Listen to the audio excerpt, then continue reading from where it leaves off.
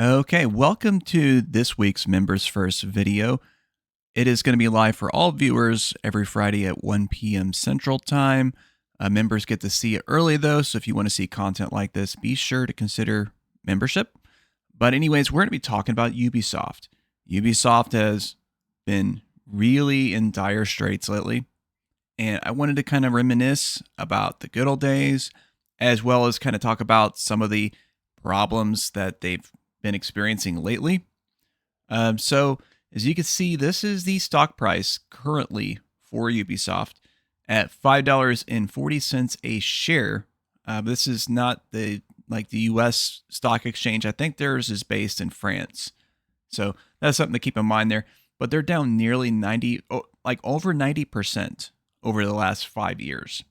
And you can see that they've had even higher highs prior to that, particularly during like 2017, 2021. That was their strongest time. Although we all know, that wasn't really the best time for Ubisoft in terms of the actual game software. This is just the stock market that we're talking about here. But we're going to be talking about the games here very shortly. I just want to kind of touch on this first. You could see that they had massive share loss. And the reason for that is because they had posted an operating loss of 1.3 billion euros, which is about $1.5 billion from the most recent financial year, which included titles like Assassin's Creed Shadows. They had the Switch 2 games like Star Wars Outlaws and, some other titles that they put out. But they really have not had a good year, obviously, as you can tell. The last time that Ubisoft was really strong in this regard was during the pandemic, COVID, all that good stuff. Because I think Assassin's Creed Valhalla ended up setting a record for the most sales or something like that for Assassin's Creed title.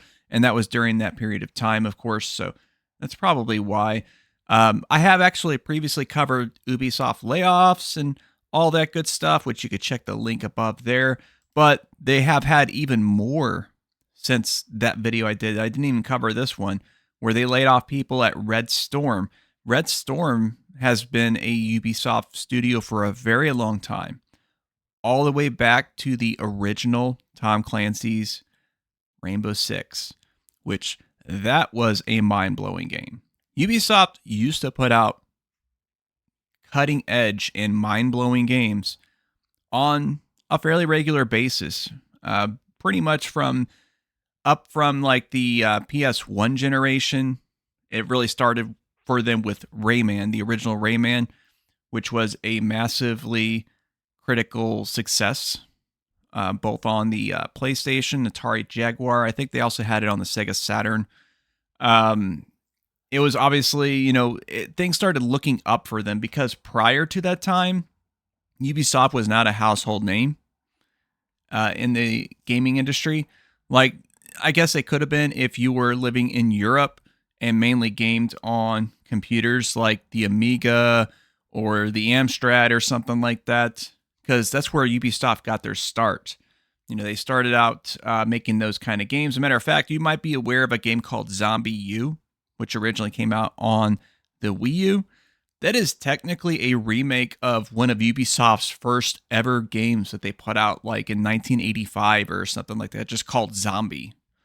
But I didn't want to talk too much about that. I kind of want to recollect on some of the good old days, like Splinter Cell Chaos Theory. One of the preeminent, one of the best stealth games of all time.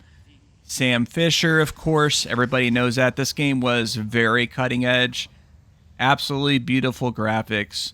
The gameplay was very, very good for the time. This was like the dominant, in my opinion, dominant stealth game.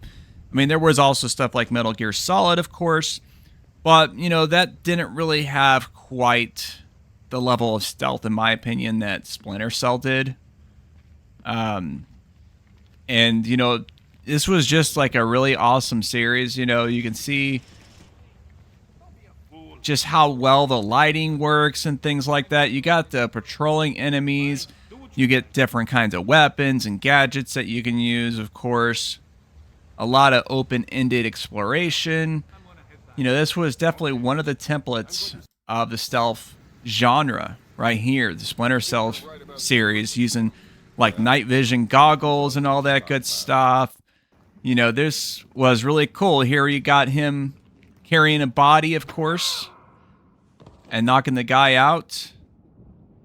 So you had to hide the bodies and stuff like that. Of course, that was also something that the Hitman games had as well. But this game series did it even better, in my opinion, than Hitman did. This was top tier Ubisoft. Here's another one right here. Prince of Persia, Sands of Time. This is one of my favorite platforming games of all time.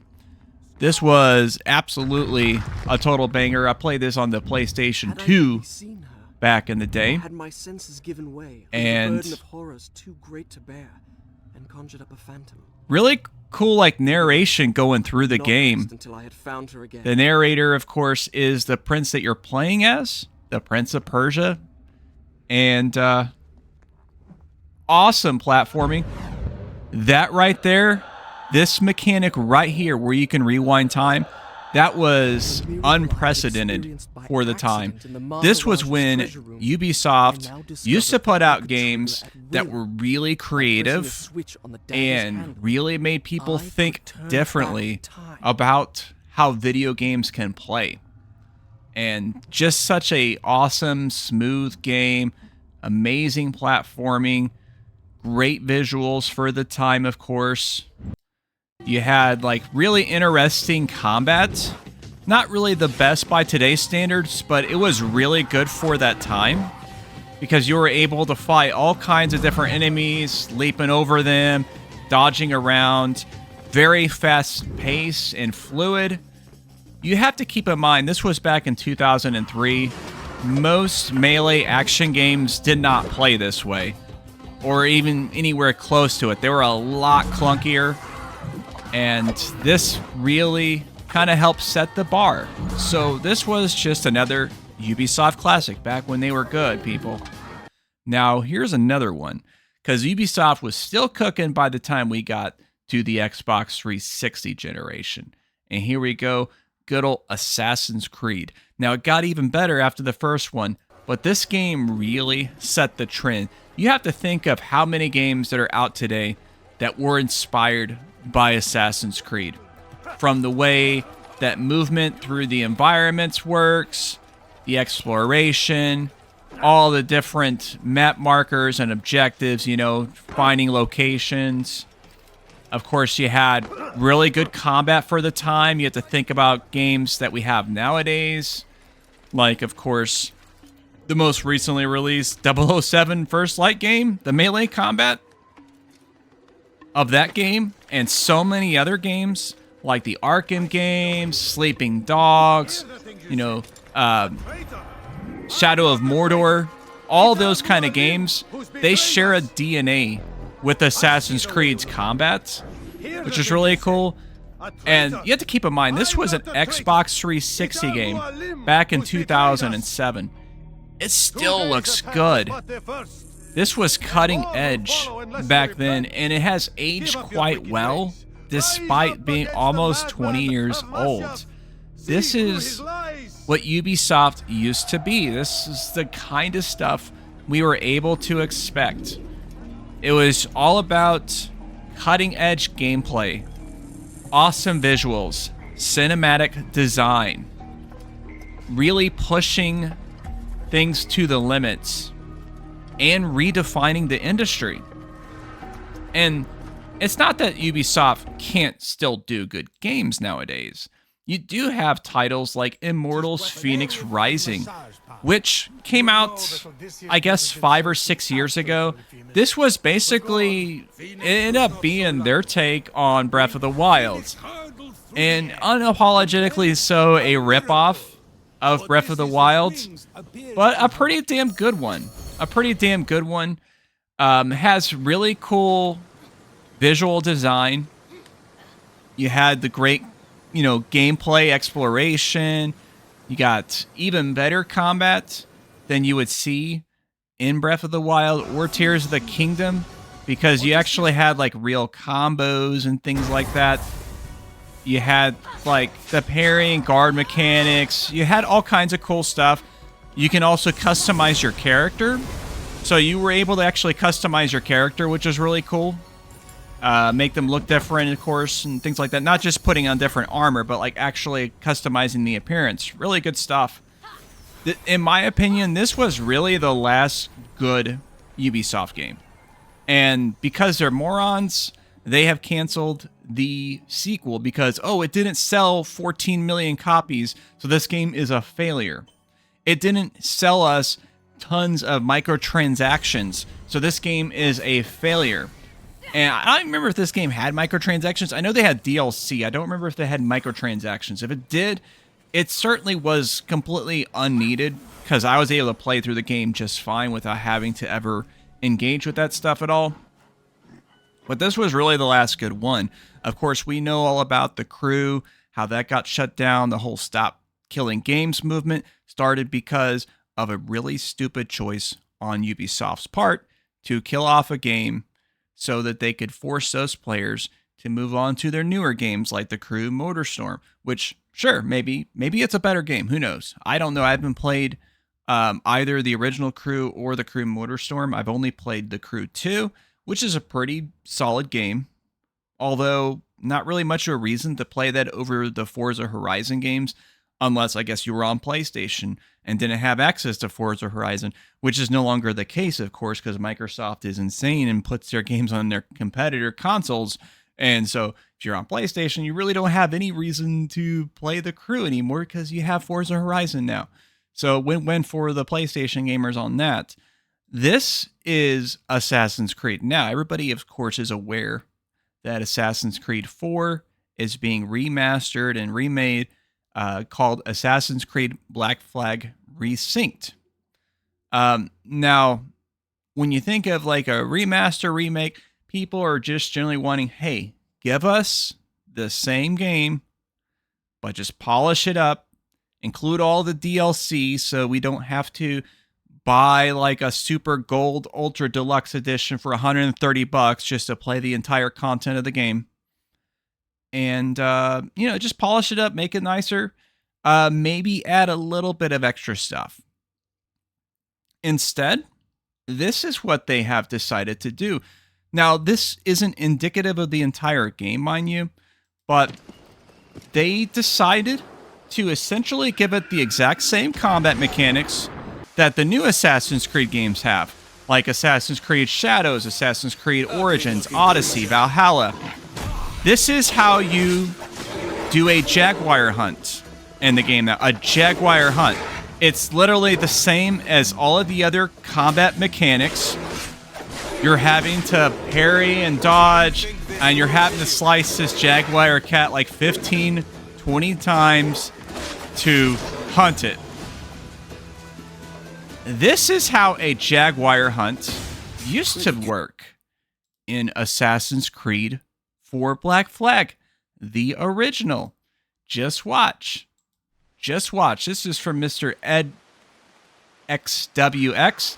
I'm sure they had no idea that this gameplay clip they recorded would end up being a historical artifact on how Ubisoft used to be good. They used to be good. See, he's actually using like stealth, tricking them into going to the water, slicing them up. Then, of course, we have a jaguar on the trail. There again, hiding. One stab, nice and quick and precise, skins them right there. That's the way to do it. Then you have a QT event. He gets attacked, of course. Bam. Now, is that the most realistic thing? Probably not. Probably not. But Assassin's Creed games were meant to be a power fantasy. And that was one of the things that people loved.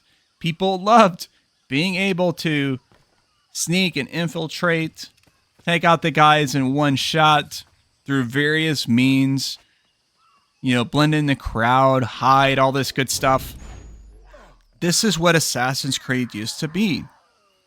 This is what Ubisoft used to be. It used to be about precision. It used to be about cutting-edge gameplay, about being the trendsetter of the industry. And now they're a complete failure.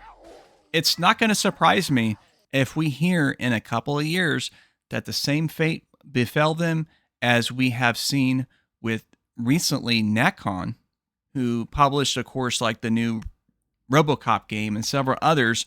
They're currently going through insolvency.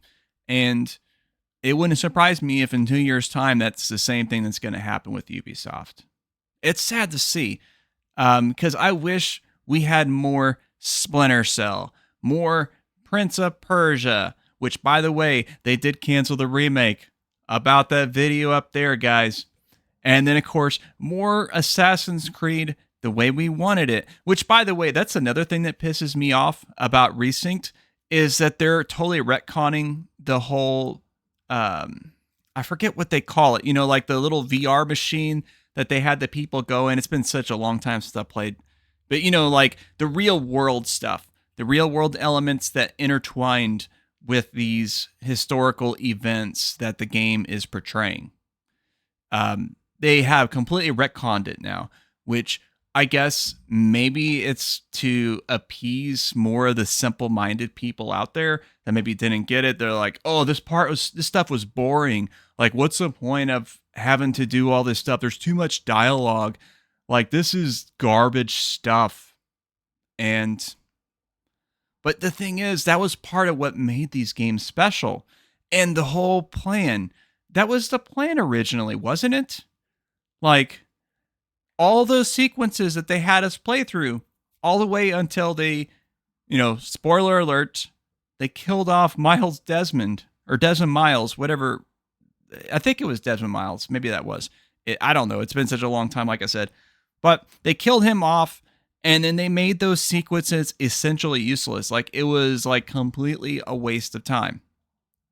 And that's kind of like an allegory for Ubisoft nowadays. I mean, what's the only successful game they've got going on right now is Rainbow Six Siege. And even that, I don't know, like, I don't enjoy it as much as I used to. It's definitely changed and not for the better, in my opinion. Like, the only thing that I guess that is good is it's free to play now. So that's kind of cool for anybody that couldn't afford it. But it wasn't like an expensive game. Like, it was regularly on sale and whatnot. And it seems like they're even more aggressive with the monetization ever since that switched to free to play, which isn't surprising. Obviously, they got to make their money somehow, right? But yeah, just sad to see. So, all you folks out there in the comments, be sure to let me know some of your favorite Ubisoft memories and where you think they started to get it wrong. Personally, in my opinion, I think it started to falter with the original Watch Dogs. I never played the original Watch Dogs, but I'm talking about where they basically lied to us about how the game was going to look from the E3 trailers and things like that compared to how the game actually was. And they completely lied about that experience. And then, of course, Assassin's Creed Unity with all the infamous bugs that it had at launch. Ironically, that's now one of the most beloved Assassin's Creed games after they patched it and everything like that. But that showed that they didn't really care. They started to lack on the quality front by that point because they, even though Watch Dogs didn't have any major issues, the fact that they were willingly lying about the visual fidelity of the game, that kind of was a red flag. And then, of course, releasing the game long before it was technically ready in the case of Unity, that was really the start of their downfall. And it has just seemingly progressed from there. But yeah, I hope you guys enjoyed this video. If you did, be sure to check out the most recent video that I did right above my head there. I think you're going to dig it, of course. And then in the other corner, the algorithm's going to recommend something fire. I think you'll enjoy it. Check it out, please. And if you haven't already, be sure to subscribe down there. But that's going to be the last line.